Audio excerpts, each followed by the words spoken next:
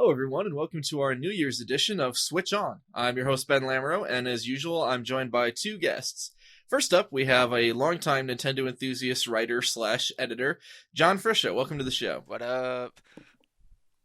Nice to have you here. Also returning, we have the person who makes all of us sound good on this podcast. Welcome back, Kelly. Hello. If I haven't edited myself out of the podcast yet.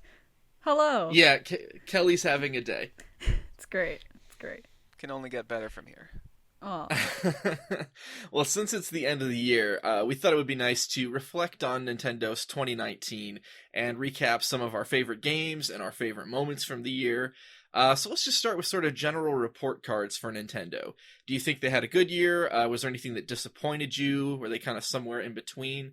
John, why don't you kick us off? How was Nintendo's 2019 in your eyes? Ooh, kicking things off. All right. I'm not very good at field goals. Okay.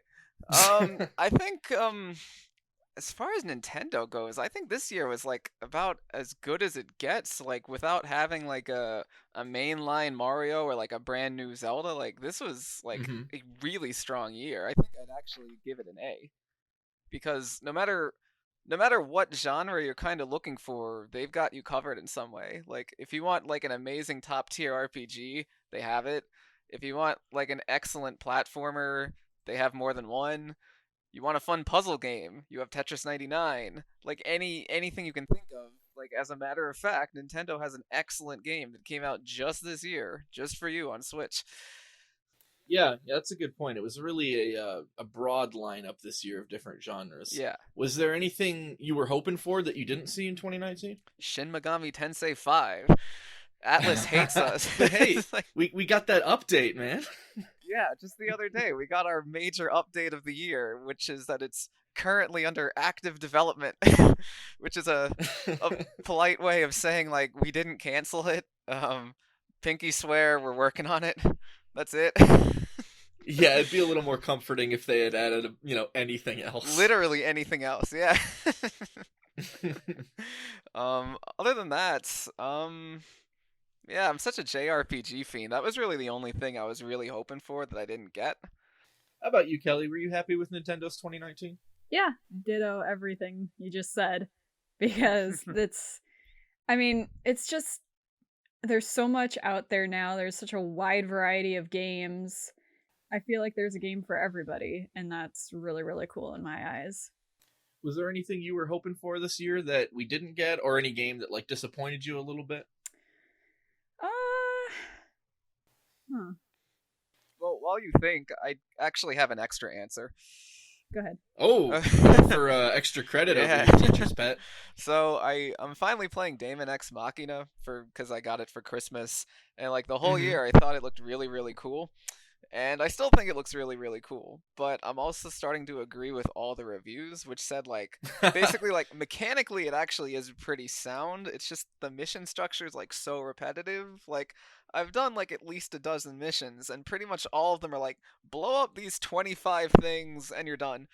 And good job, bro. And that's the game so far.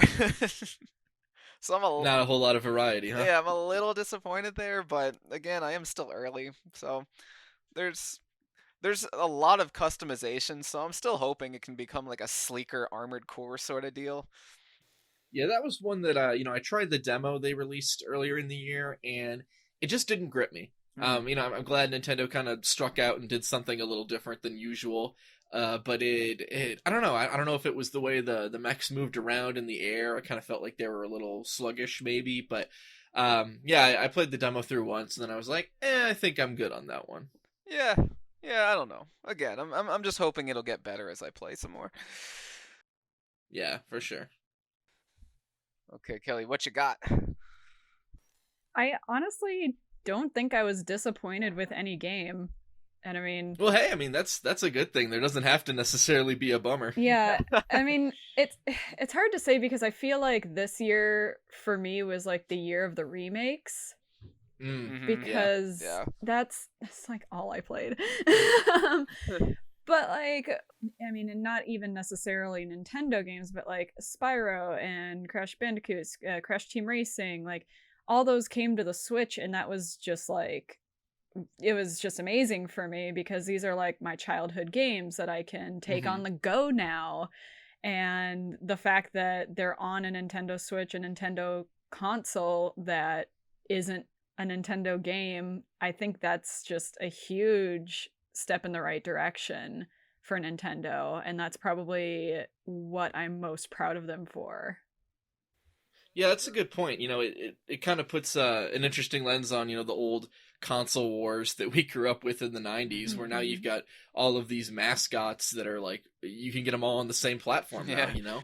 It's just cool how these companies have learned to coexist and cooperate, and, you know, we as gamers win when that happens. From console wars to console parties. Ooh, I like that. Can that be the title of this podcast? I unfortunately already copyrighted it, so talk to my lawyer. Dang it. Yeah, we'll get right on that. No, but actually, getting back to what you said about like year of the remake. So in spite of all the nice things I just said about Nintendo, as an overall year for gaming, I actually thought this year was kind of like, like, oh yeah. Like, when you look at all the places that are, like, nominating their games of the year, admittedly, I didn't play half of them, so maybe my opinion's already invalid.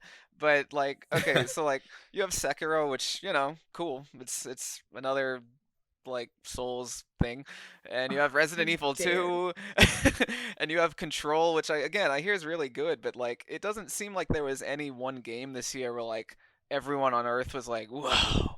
Like, there wasn't, like, a Last of Us situation. There wasn't a Breath of the Wild situation, you know? There was a lot of really good games. I don't know if there was necessarily, like, a Jesus appears over the mountain sort of thing. Well, yeah, nothing that really, like, shocked the whole culture. Yeah. You know? Yeah, and, I mean, going back to Game of the Year, Sekiro was... I mean, I'm playing it currently, and it's just... beautiful. It like, even if the gameplay is like, oh, it's so hard, like, I get it. And this, like I said, I played Dark Souls, Bloodborne all the time, so it's like, it's a whole new way to play. Like, if you play it in the style of Bloodborne, you're gonna die. So well, that's cool. it's very unique in the form because you actually do have to rely sometimes on blocking, which if you blocking wasn't a thing in Bloodborne.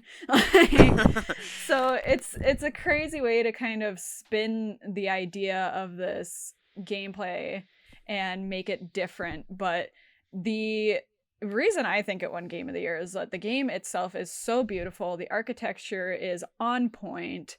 Like, I've been to Japan, I've seen the buildings, I've seen the castles, and where I'm at right now is I'm running across a bunch of different castle tops in the game, and it's point by point perfect. It is exactly how it would look in Japan, and I give them props for taking the time to make it look perfect, and I now can agree of why it's Game of the Year.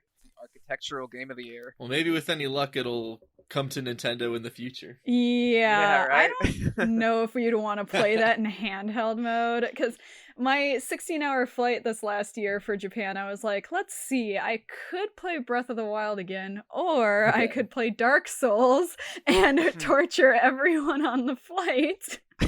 And, you know, I had just kind of decided to not get escorted off the plane in handcuffs, so screaming all the way. Yeah, so I chose that. Breath of the Wild. So circling back to Nintendo's 2019 lineup, I was, I'm in agreement with you guys that it was a solid year overall, good flow of games. And I thought there were some cool surprises, like nobody expected Tetris 99. It just kind of dropped out of nowhere. Same thing with Cadence of Hyrule. And then Ring Fit Adventure. It had like the weirdest teaser trailer ever that didn't even like show the game or anything. It's just like people running around with this plastic circle. But then that actually ended up being this big hit where it's like constantly sold out in Japan, and it's doing pretty well here in the States as well. So it was kind of a weird year. Like you said, there's a lot of playing it safe, a lot of remakes and ports and stuff, but then also some surprises that came absolutely out of nowhere. And I was really glad that Super Nintendo games finally came to Nintendo Switch Online. Yeah. I'm still going to complain that there's not enough and there's some key ones missing, but it's a good start. So what were you disappointed by, Ben? Well, I've got a few, actually. Oh, well then. All right, good thing I'm sitting down. For one thing, just the total lack of Metroid this year. I mean, we all knew Prime 4 was going to get delayed forever and ever. It's... but I, hoped that maybe we would get a Prime Trilogy HD collection or something to sort of, ease the weight. There were rumors last year that a 2D Metroid was in development, and, there was kind of a sort of cliffhanger ending in the Samus Returns remake on 3DS. So, I, as a Metroid fan, I'm used to being long-suffering. I can't say I was really expecting a Metroid in 2019, but I did have a tiny shred of hope. That's fair. And then also, Resident Evil is another one where I kind of had like, it's not Nintendo's fault, but I've kind of had mixed reactions to Capcom's support of Nintendo this year, where like the Resident Evil 4 port was really good, but then they left out the motion controls for like no conceivable reason. Yeah. And then the 5 and 6 ports aren't very stable. They have a lot of frame rate drops and everything, so I'm kind of waiting to see if maybe they get a patch before I buy them. And then just no port of Resident Evil 2 at all, which is a shame because it was such an incredible game. But obviously they'd have to scale it back a little bit and everything. But it's enough of a dark and shadowy game that I think they could scale it back without making it look too bad. So I don't know. Maybe these are things that we could see in 2020 still. I still have that tiny shred of hope as a Metroid fan that Nintendo hasn't forgotten about me, but they definitely did in 2019. Yeah. Well, I mean, you never know. Capcom could pull a crazy thing like dropping RE2 on the cloud. Yeah. Since apparently that's their thing now. Yeah, they made it so you can play Resident Evil 7 through cloud streaming, but it's Japan only, and I don't know, that kind of seems like a failed experiment to me because they haven't really talked about it since. So I agree with that. I think it's unlikely, but even though Capcom they mostly feed the Switch ports, right? Like I'm struggling to think of something new they've done, if anything. There was like rumors about maybe like a Monster Hunter exclusive for Switch, but so far nothing has materialized there. A big old Mega Man port factory, which I'm okay with that. I love Mega Man, but it'd be cool if they could throw something new in. I haven't played it yet myself, but I'm also a little disappointed in the reaction to Little Town Hero. I was kind of excited to see Game Freak try something beyond Pokemon and maybe get their creative juices flowing again. When you're stuck on the same franchise year after year, I'm sure it's a little disheartening for the employees. So it kind of sucks that they were able to go out there and put themselves out and try something new and fresh, and then it just like totally flopped. Yeah, totally. I did buy the game right away, and even seeing initial reviews, I was still excited to play it. And I got through the first boss fight, and then it's kind of very classic RPG in one sense, in that like you have to basically just talk to everybody in town in order to trigger whatever event is going to make the story go forward. And to save my life, I could not figure out who to talk to. And by the time I just Googled who to talk to, I didn't care anymore. And that was my Little Town Hero experience. Oh no. So I'm also in that disappointed camp. But I am also happy that Game Freak is trying new things. If we just rely on the same franchises forever, we're never going to innovate. So, I'm still rooting for them. Yeah, definitely. Mm-hmm. Well, I was just kind of a downer there and listed several disappointments in a row. So let's kick things back up a notch by talking about some of our favorite gaming moments from the year, some things that excited us. Whether that's something cool that happened in a game or like on a Nintendo Direct or just anything like that. Mm-hmm. John, why don't you go ahead and kick us off again? Well, shuck. Ladies first. Okay, well, Kelly, would you like to go first?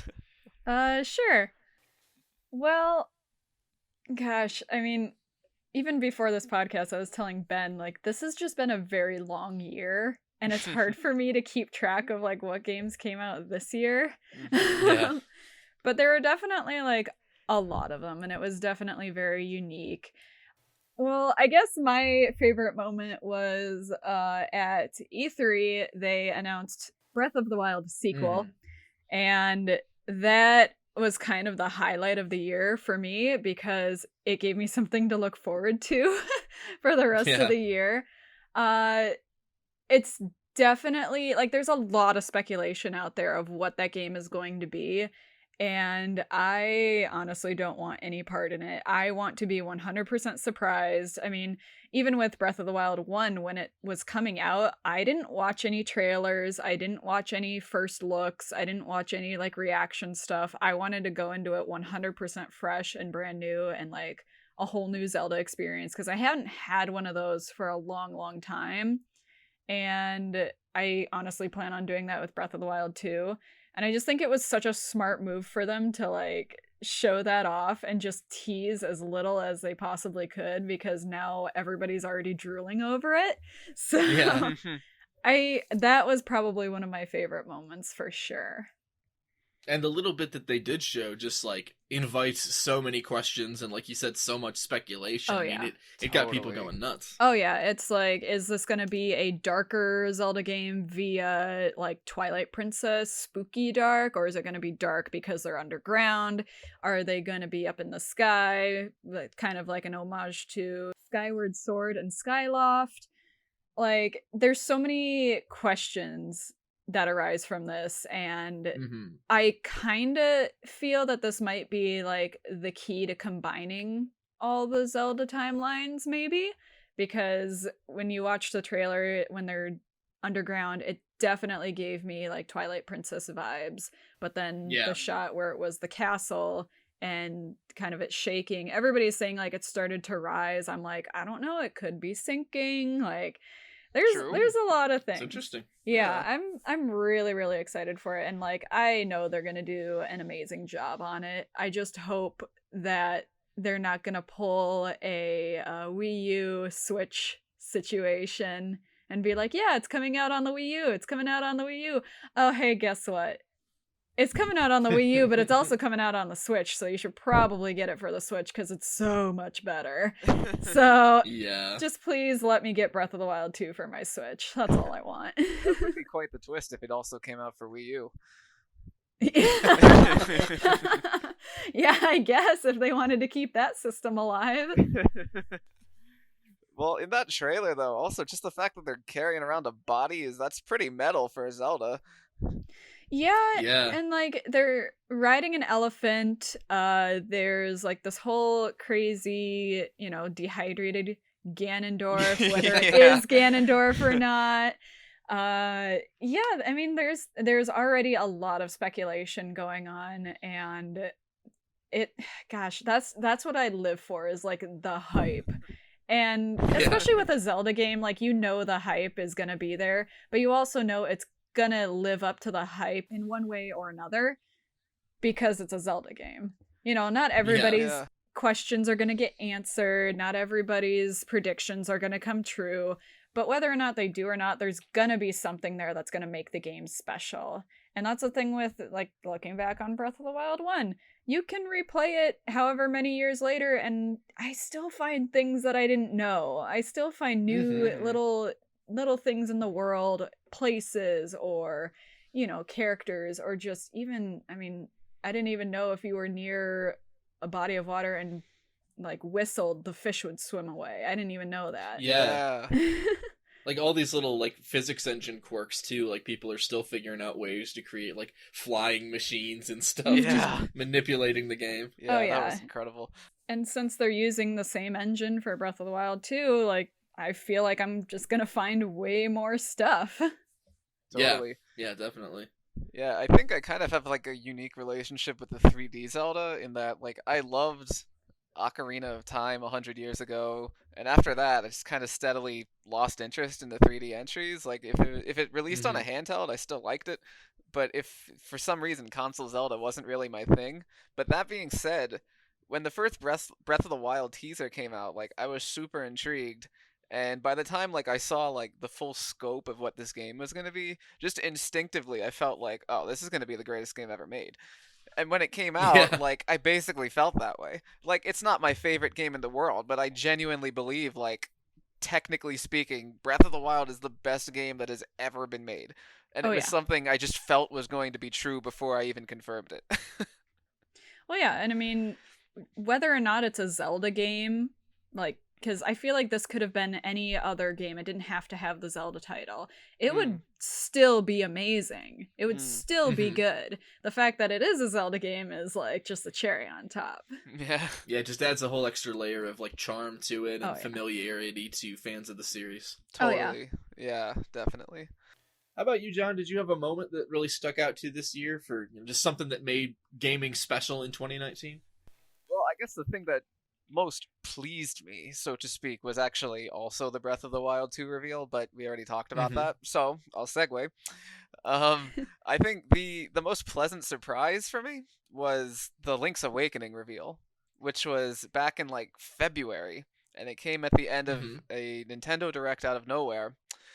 But I got the news after the fact because I was still in Korea at the time, and I think I was probably like either asleep or getting ready for work. So I think I checked the news like really quick at Nintendo Enthusiast before I left to work, and I was like, Link's Awakening remake? What?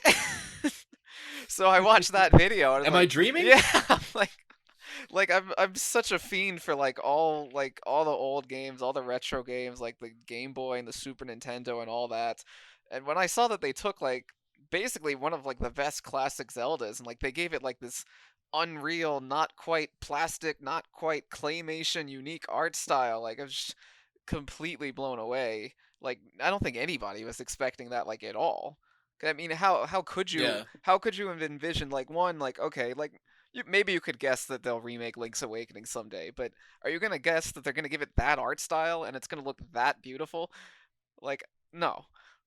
Yeah, that's what really caught me off guard was just the whole aesthetic of it. I mean, there had been kind of some rumors and rumblings for a while that Nintendo was considering a Link's Awakening remake, and I didn't know if I bought it or not. But then, that first trailer hits, and it's just like, oh man, this is beautiful. Yeah, exactly. And so now there's been those rumors for a while that they'll do the same with A Link to the Past, and this is one of those rare cases where like I'm in like full favor of it. Like I can be a crotchety purist at times, but Link's Awakening was like such a ridiculously faithful adaptation with a few extra bells and whistles on top that I could completely go for that with A Link to the Past as well. See, I would prefer it for the Oracles, just because I think A Link to the Past still holds up so well. True. And then we also got a sort of pseudo remake in A Link Between Worlds. Yeah. And I would love to revisit the Oracles. It's been a while for me. Oh, that's same. True. All right, let's just compromise and say do it to all three. Well, yeah, they could do a bundle pack of the seasons and ages. It'd be cute. Kind of like... Yeah, but it's Nintendo, so they'll sell them for like $60 each individually. Okay, Totally. well, it was Nintendo, and they did a 2-pack for Sword and Shield, so... That's true. Yeah, you can save like $20 on that. So that's something. Yeah, and I mean, even... Gosh, you're 100% right. The Link's Awakening was just so adorable, and it was just so new, because they never did that kind of style for a Zelda game, and it was so cute. Right. Yeah, when I wrote the preview of the game for Nintendo Enthusiast, I said something like, if you have a human soul, you'll be in awe of this game's graphics, like something like that. And I stand by it. Like, you just have to see it to believe it. Yeah, it's just it's a calming game. You just want to sit down and smile and sink into that world. Totally. Oh yeah, and the music was fantastic too. Definitely. Yeah, you can't go wrong there. And aside from that, I didn't play it, but yeah, Ring Fit Adventure is the most absurd surprise of the year. Yeah. The boss is like a super buff black dragon, right? Wait. Yeah. What? There are bosses in that game? Yeah, you gotta like out-exercise a dragon. Is there like a Bloodborne plugin for that? Because if I can like dodge around my living room, that's actually really funny. Yeah, I haven't seen literally anything for the Ring Fit. Is that what it's called? Ring Fit Adventure. Yeah. It's kind of like it almost. Like, if I didn't know it was a Nintendo, I would be like, oh, this is a knockoff for the Wii Fit that, like, came out X amount of years ago. Yeah, to my knowledge, it's, like, pretty much literally a JRPG where you happen to battle using fitness. Okay. Yeah, right? That's the only appropriate reaction. That. Yeah. Okay. Okay. Yeah. Okay. Sure. So I think those are my you surprises. do you, Japan. Yeah. Yeah, I haven't picked it up myself, but everything I've heard is that it's like the most engaging exercise experience you can get. Yeah. Yeah. If I had more living space, I'd totally pick it up.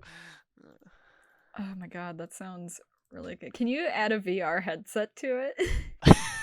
I don't know. Does it have what's the Switch VR thing called? The Labo VR. Yeah, Labo VR. There we go. Yeah. Maybe in the future. I want so many things for this, and I don't even own the game. All right, Ben, your turn. Yeah, so if I had to pick a favorite gaming moment from the year, other than, of course, the Breath of the Wild 2 trailer, Right. because Kelly had the correct answer to this question. Thank you.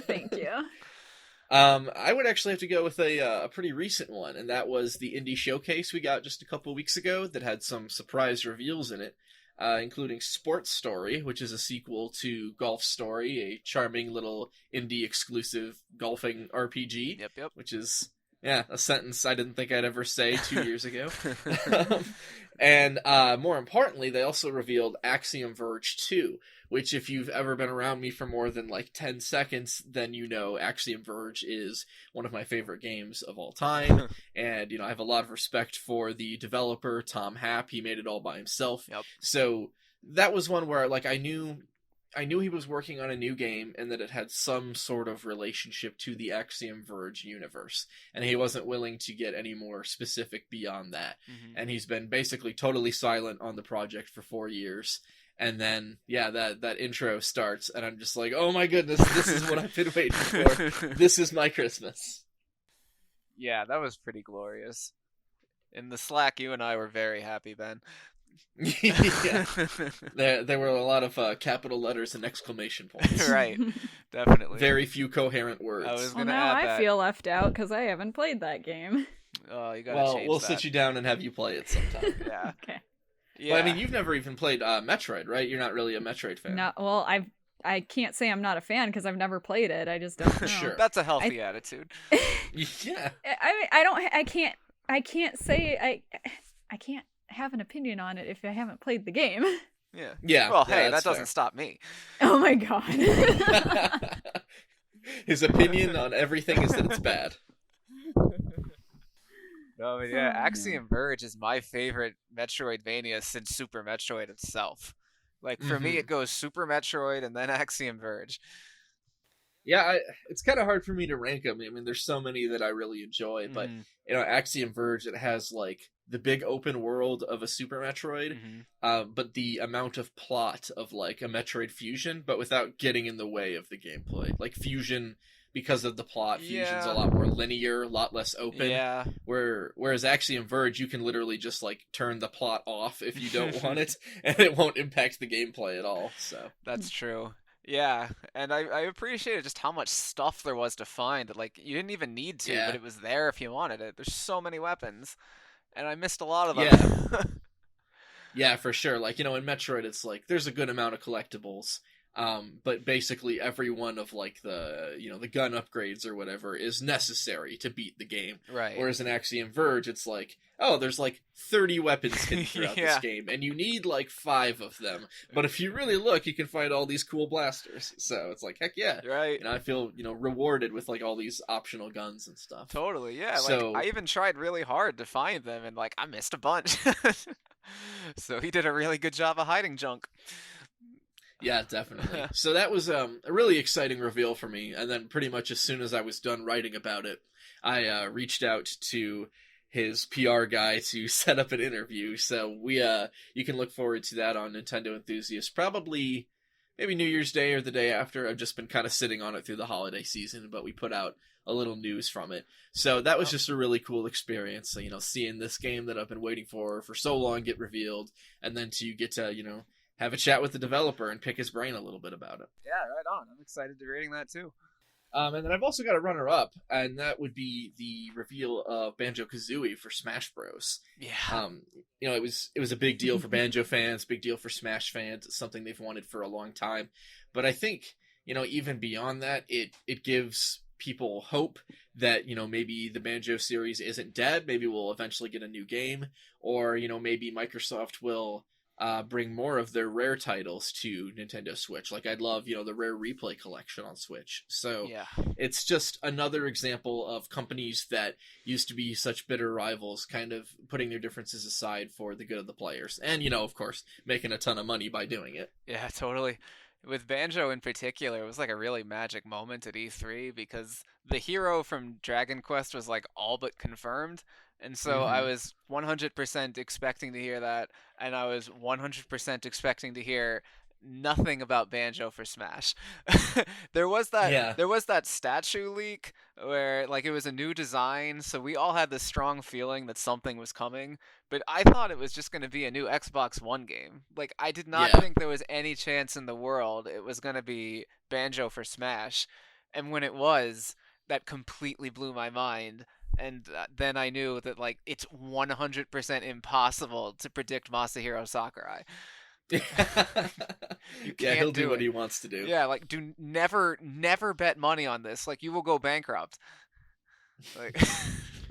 And, clearly they knew how much fans were anticipating this because they did the fake out in the reveal where, like, it looks like Banjo and then it's not. Yeah, it was a good moment. Yeah, if you jump back to our E3 reaction videos that Brett uploaded, like, I'm the only person that didn't react at first because I knew the first one was going to be a fake out. Wise man John over here. All right, so our final segment, we're going to highlight a favorite game of ours from 2019 and explain what made them so special, go over, a little bit of what we liked about the game, why it stood out, and then maybe we'll get into some honorable mentions as well. Kelly, do you want to start us off? For me, it was Link's Awakening. I had never, ever played Link's Awakening on the original handheld. So it was definitely...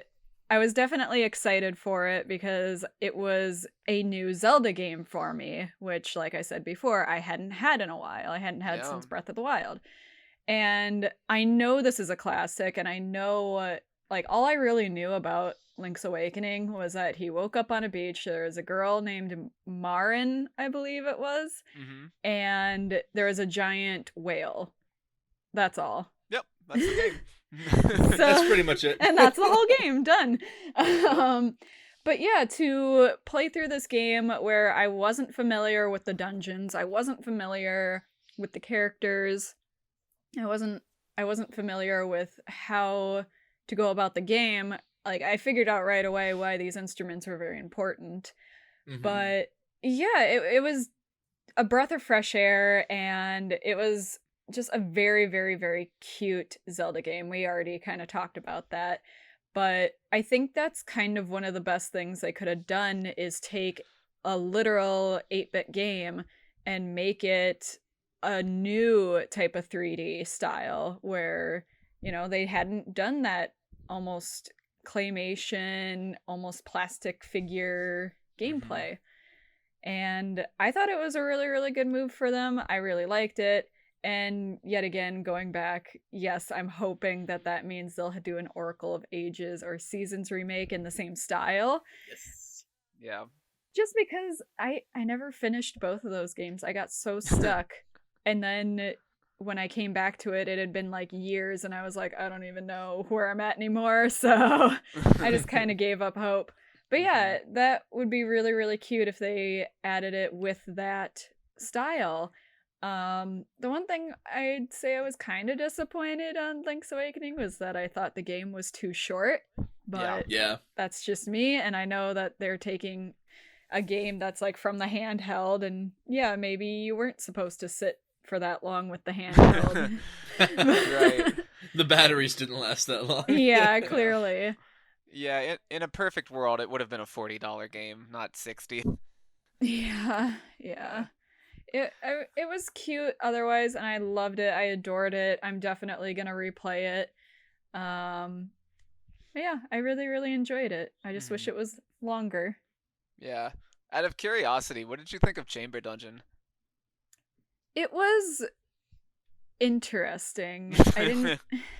Yeah, I gave up halfway through and just started making straight shots because I get the concept of it, and for like the first maybe 5 dungeons I took it seriously and like built it and made it like, oh, this is so cool, like people are gonna get so confused, and then I realized I was playing it and I was like, right, I'm confused, I don't know where I'm at. I am the people. Right. Yeah, I really enjoyed it. It's really, really good idea. I just don't think it was executed properly, maybe. No. Yeah. No, yeah. But yeah, and like I said, after like the 5th, 6th, 7th time doing it, I got sick of it because I was just doing them to get the heart pieces, right, to fully complete the game.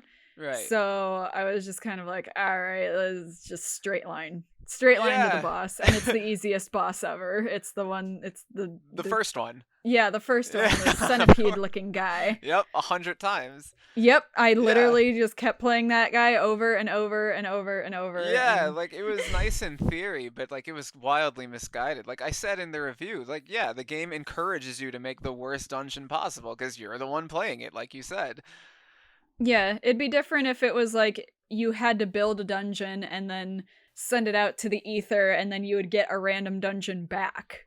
Yeah, that would have been that'd be kind of cool. Yeah, kind of like in the form of the surprise trade in Pokemon Sword and Shield, because like you send something good and you might get something bad back, or you might get something better back. You don't know. So it's like everybody, I feel, is trying to put out something good there. So if that was the case for those dungeon sequences, I would try to make a really cool, fun dungeon versus just let me get this done as soon as possible because I am the person playing this and I've already played 10 dungeons in a row and I don't care anymore. Right. Well, hopefully Nintendo's listening and taking notes. The biggest shortcoming with the chamber dungeon is like, you know, think about like Super Mario Maker. What makes it so fun and simple is that like, you know, it's user friendly and you don't have that many restrictions. Like anybody can pick it up and it's very obvious what you need to do. And it's fun to build levels. But with the Chamber Maker, it was like, I don't know. I felt like I was constantly like trying to think, okay, is it possible for me to do something cool within the restrictions that they're giving me? And yeah, the answer wasn't always yes. I did try to break the game a little bit because I kept trying to put. Oh, yeah? I at first I put way too many keys because I wondered like what it would do, and then like nothing happened. So I was like, I wonder if I can make it so you are missing a key, and I tried to exploit that. It didn't work. They're too smart. Yeah. But yeah, overall I thought, you know, Link's Awakening it had that great balance where for, you know, someone like you, you know, you're never played it before, but they were able to keep the original gameplay, and for the most part, it still holds up in 2019 with, you know, a fresh coat of paint and a few little quality of life updates, which, you know, speaks to the quality of the game. And that also means for people like me who have played it before, they still get to have the genuine experience that they remember from their youth, but, you know, it's much better looking and controls better now. So it was nice. You know, I thought it was smart of them to keep it pretty much a 1-to-1 remake and then just focus on making it prettier and smoother. Yeah. It's almost the best case scenario. Yeah. And definitely. yeah, updating the music. Wonderful. I loved the soundtrack. It was so good. Yeah. How about you, John? Do you have a JRPG you'd like to boast about? As a matter of fact. Oh boy, here we go. No, yeah, Dragon Quest XI-S is like totally my game of the year. I purposely held off on playing it on PlayStation 4 because it was like literally the first game ever announced for Switch, right? I think so. Yeah, I think Dragon Quest XI was the first. I think, yeah. I remember Square like made a bunch of vague teasers like, "Oh, we're bringing some games to Switch." Yeah, well, I think it was I think Yuji Horii at a conference just very casually said like, "Oh yeah, and it's coming to NX," and everyone was just kind of like, "It's coming to NX." Well, that brings back memories. NX. Yeah. It was still NX at the time. That's how ridiculously early on it was. But yeah, I held off on it. Reason being that they announced that the 3DS version would have a 2D and 3D mode, but the PlayStation 4 version wasn't going to have that. And then the 3DS version, they said, isn't coming to America. So I just hedged my bets and like, oh, come on, this is Switch, baby. They got to put it all on Switch. Yeah. And they did. So you play this game and you think like, all right, this is an incredible amount of work. They've put in all the dialogue twice, and the dialogue doesn't always fit 2D and 3D. So they've kind of written two different versions of the whole script. And then they've had to, and then they have to recreate every scene in 2D and 3D. They have to make sure every quest basically lines up with 2D and 3D, and they achieved all that. But from actually playing the game, I realized the battle system is even different between 2D and 3D. So that is incredible. That's like a ton of work. Yeah, like it's not something you could ever really realize just from screenshots. Like you have to play the game. So like if you play the game in 3D, of course, obviously, no matter what, it's a classic JRPG, and that's what I love. But if you play it in 3D, the game plays turn by turn by turn, meaning like the hero goes, then maybe an enemy attacks, and then another of your characters will go. But if you play in 2D, it's always the entire round plays out. So all the heroes do their things and all the bad guys do their things, and then there's a new round. And that might not sound like a huge difference, but it actually radically changes the strategy, because it changes like the whole cadence of when you decide to heal your party or when you decide to buff your party.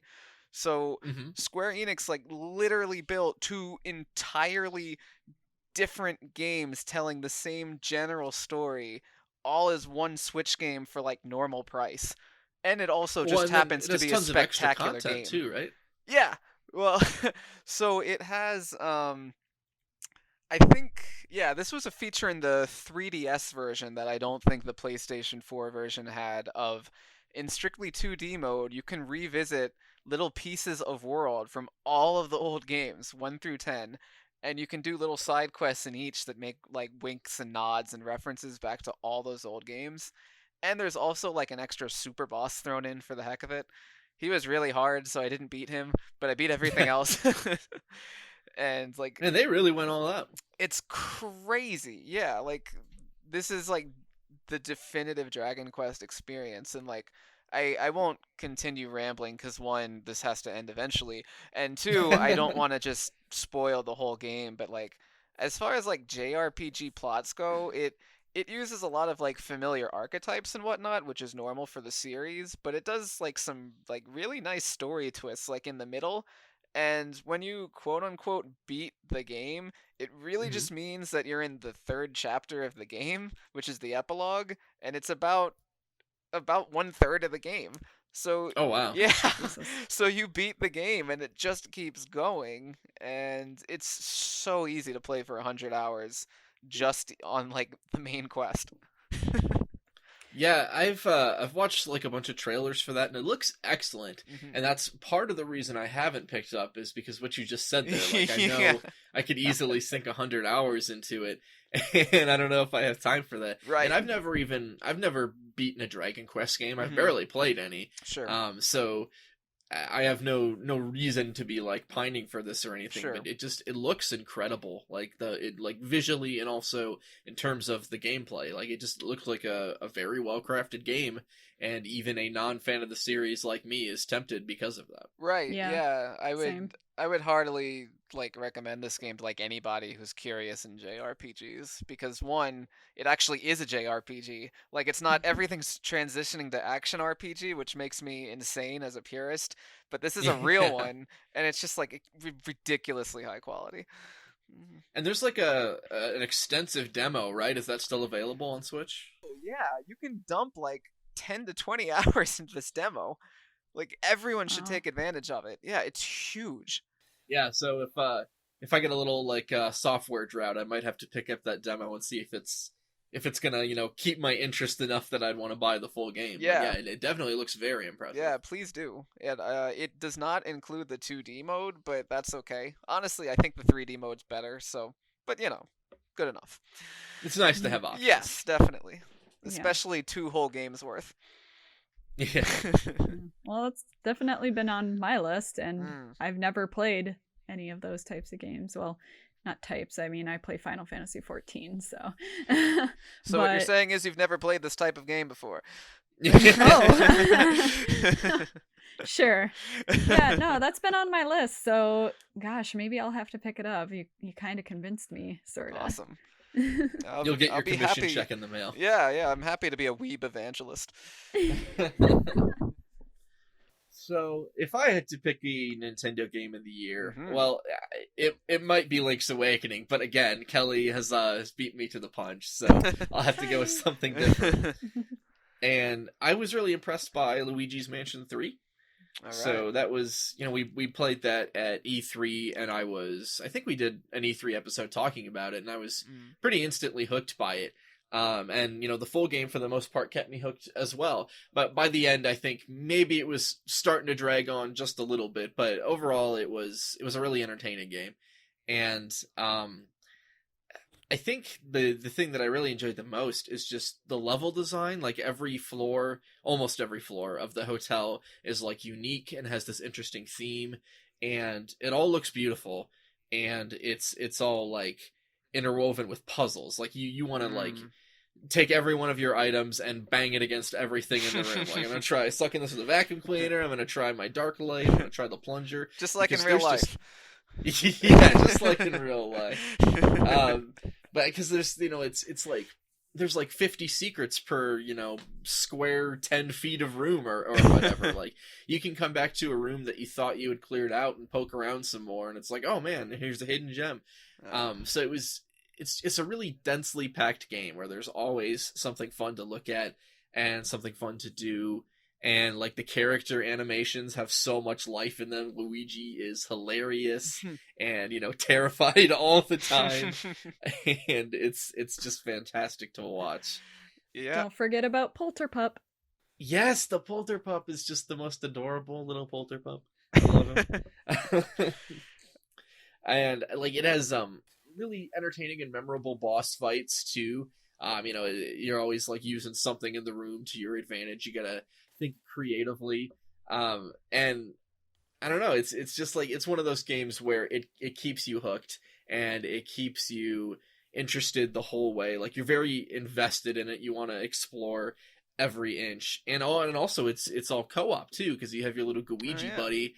So like it's great if you have like kids or younger siblings or anything like that, because some of the boss fights and some of the puzzles might be a little bit above like their age range, but it's like, it doesn't matter. You can play it with them. You can sit down. So it's a good family game too, in addition to just being like an awesome single player adventure.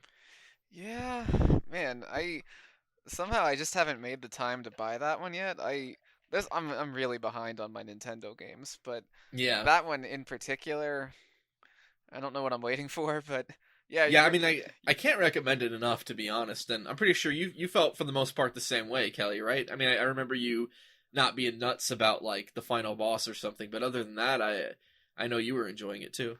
Yeah, I really liked it. I had never played a Luigi's Mansion game before that, before 3, and I mean, I know the concept of like the original, but I loved the fact that they changed it from a mansion to a hotel, because it just makes way more sense with the different, like you said, the different themes of the floors and things like that. Yeah, I really liked it. The boss battles, I mean, kind of all of them. The one thing I would say negatively about that game is I feel like for most of the boss battles, you just kind of like stood around waiting for something to happen. Yeah, it does kind of have that Ocarina of Time syndrome that all Nintendo games have had since then, where there's a waiting phase. Yeah, wait, hit him once, wait, hit him twice, wait, hit him 3 times. Okay, now attack like crazy. Okay, now go back, wait, hit him once. You know where I'm going.